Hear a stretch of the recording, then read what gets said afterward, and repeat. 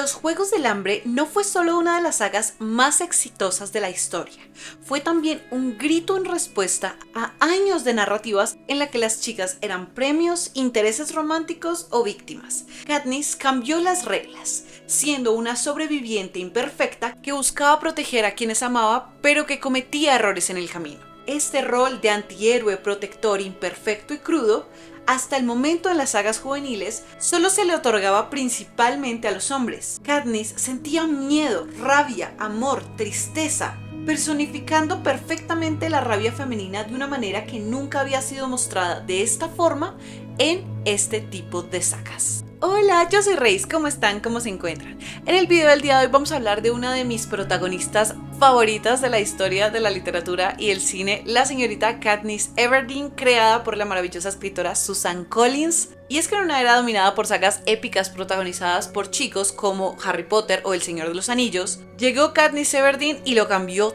todo. Y es que a diferencia de muchos personajes femeninos en estas sagas, Katniss no fue creada para agradar, para resaltar, para verse bonita, para hacer el interés amoroso del uno o del otro. Ella fue diseñada para ser humana, para ser una sobreviviente que buscaba proteger a su familia y que por ende al estar en situaciones tan difíciles iba a cometer errores, iba a ser imprudente, grosera, cruel a veces y asimismo a sentir miedo, rabia, culpa, representando de una manera perfecta el female rage. Hay una entrevista de Anya Taylor-Joy que a mí me gusta mucho en el que ella se queja un poquito del cómo representaban la furia femenina en pantalla, diciendo que siempre la ponían como muy impoluta y como con una lagrimita, pero que en realidad la rabia femenina no es así. I have a thing about feminine rage, which people think, for some reason, and with no disrespect to any writer, I get a lot of like men doing really terrible things and women sitting silently whilst like one tear like slowly falls, and I'm like, oh no, we get mad and angry. Y creo que Katniss representa perfectamente este concepto que abarca Anya y fue una de las pioneras y de las primeras en estas sagas juveniles en representarlo de esta manera. Ella no estaba allí para gustar, estaba allí para resistir, pero no se quedaban solo en eso, porque también mostraban una complejidad de un cariño que ella podía mostrarle a los demás, de una humanidad que ella también sentía. Y es que el hecho de que estuviera escrita por una mujer tiene mucho que ver en ello. Y ojo, que no es que los hombres no puedan escribir personajes femeninos interesantes, claro que sí, ya lo he dicho antes, pero teniendo en cuenta que por tantos años tuvimos historias de mujeres narradas por hombres, en las últimas décadas que recién las mujeres empezaron a poder contar sus vivencias y poder retratarlas, pues es bastante notable el cambio cuando un chico nos escribe a cuando una mujer lo hace. Suzanne Collins nos dio un personaje completo, con emociones malas y buenas y vivencias variadas. En muchas sagas y muchas historias la mujer o es el complemento o sale para ayudar a resolver la trama de momento, pero poco nos cuentan de ella, de su vida, de su trasfondo y de las cosas buenas y malas que van de la mano con quien es. También otra cosa que es maravillosa en este caso, más en una época que por ejemplo estaban iniciando mucho las películas de Marvel, es que Katniss es una heroína o antiheroína que no es sexualizada. Quiero hacer en estos días un video de hecho sobre la evolución que han tenido las mujeres en Marvel en las películas y las series, que también es muy interesante.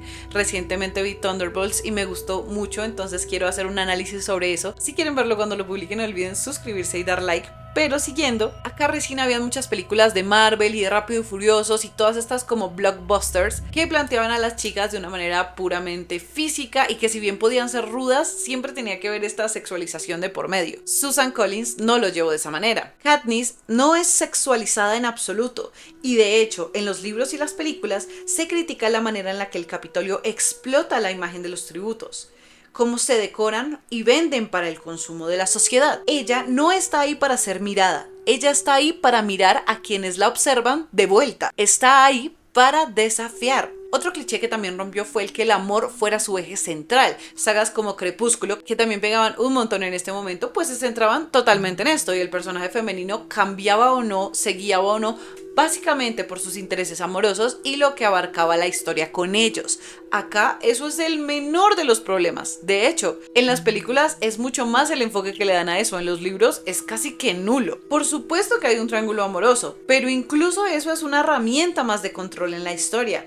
Katniss nunca se gira en torno al amor, gira en torno a la supervivencia y a la rabia que siente en resistencia al sistema inhumano en el que vive. Y es que esto nos muestra que en una revolución o en diferentes sistemas crudos que viven vive el humano en el día a día, porque cada día estamos más como en los Juegos del Hambre, pues una mujer no solo se interesa en quién es su interés romántico, y ojo, que eso no significa que no pueda amar, que no pueda sentir, que no pueda ser vulnerable. Katniss lo es en muchas ocasiones, y Katniss ama profundamente, pero le pasan cosas tan difíciles y tan graves que esto no es lo que prioriza en su vida, e incluso llega a ser irresponsable con ello. Pero eso de nuevo también es humano, porque muestra ambas facetas. Usualmente en las películas y series, en esos momentos y por mucho tiempo, la mujer era o una víctima frágil a la que el esposo engañaba, o la que engañaba y que era una terrible persona y que no tenía matices y solo era una bruja, un terror, la peor persona del mundo. Katniss dijo, hey, no, ok, o sea, puedo ser imprudente a veces, pero también puedo ser buena persona, como lo han sido los personajes de los hombres por mucho tiempo, que nos mostraban cometiendo actos súper lindos y súper amorosos, y luego iban, engañaban a la esposa, pero luego iban y eran buenos con un niño en la calle, pero luego salvaban la ciudad,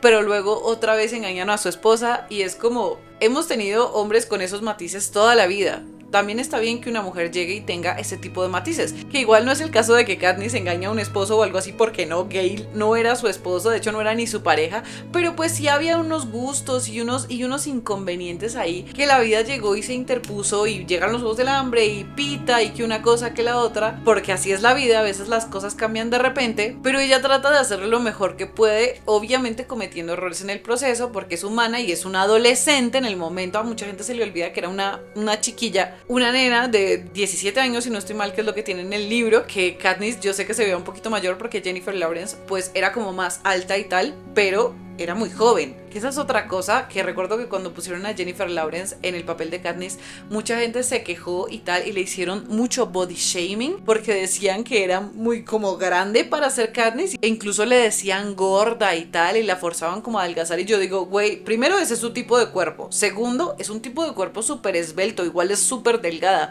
o sea, gorda de dónde, pero bueno, la sociedad y sus cosas absurdas. La cuestión es que los Juegos del Hambre nos mostró que una mujer podía liderar una saga de acción, política, emoción y crítica social, que podía ser contradictoria y humana, y aún así, o precisamente por eso, ser poderosa. Que no solo nos lo mostró con Katniss, sino también con las mujeres que hay en la misma saga, con Johanna Mason, también incluso con Effie, que tiene que pasar de tener una vida súper privilegiada y súper ostentosa a ver una crueldad y una situación mucho más profunda de lo que ella tanto tiempo había disfrutado y ahora estaba viviendo un poquito más en cercanía, sin dejar de lado obviamente que tiene personajes masculinos súper bien creados, como Haymitch, como Snow, que ya tuvimos y estamos teniendo más la historia de Snow a profundidad. Tuvimos Balada de pájaros, cantores y serpientes, el libro y la película me encantó cómo fueron retratados. Aquí tuvimos otro personaje femenino muy interesante, que es Lucy Gray, interpretado por Rachel Ziegler. Creo que lo hizo muy bien. Lucy es distinta a Katniss, pero es muy poderosa también. No es una heroína tradicional, pero a diferencia de Katniss, que rechazaba la atención, Lucy la usa como arma.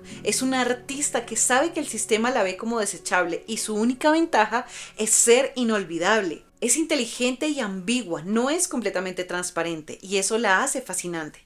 Nunca estamos seguros de cuáles son sus intenciones, y plantea preguntas interesantes sobre la confianza y el poder. No solo brilla por sí sola, sino que es un espejo invertido de Snow.